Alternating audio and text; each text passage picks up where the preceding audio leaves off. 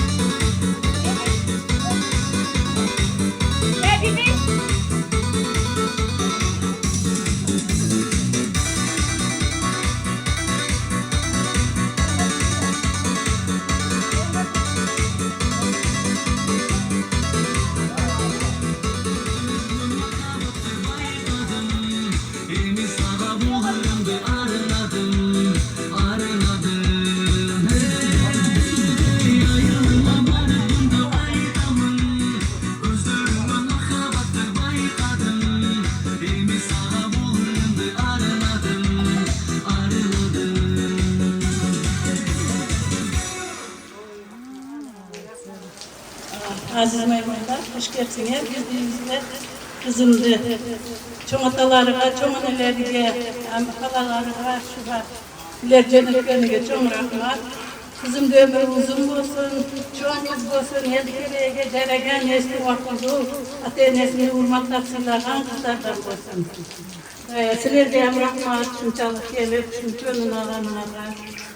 Ata-enesini baktığa sağ-salamat olsun, bular da baktığa ata-eneleri salamat olsun. Köp Katar'da, Rusya'da tügen bazarıma, mesela aman oynatmıyor işte şimdi. Batman mehmanlar, hoş geldinizler. Bugün singlim tahminan tuğan güneydi. Tuğan gün meni okuttayım. Ömrü uzun bolsun, Kırgızstan'ın gereği jaragан kızlardan bolsun. Savaktlarda daim beşler kalıp жүрөбердин, tahminan ömrün uzun bolsun. Ata-enеңди сыйлаган kızlardan bolsun. Sizlerge dagы чоң рахмат келтиргениңиздер үчүн. Дагы бир жолу туган күнүң менен. Vakit ötüp bilinmez.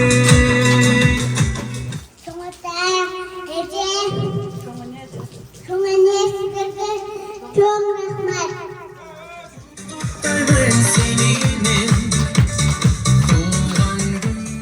Ateş tuğan kınım, menen özüm, ömrüm uzun olsun.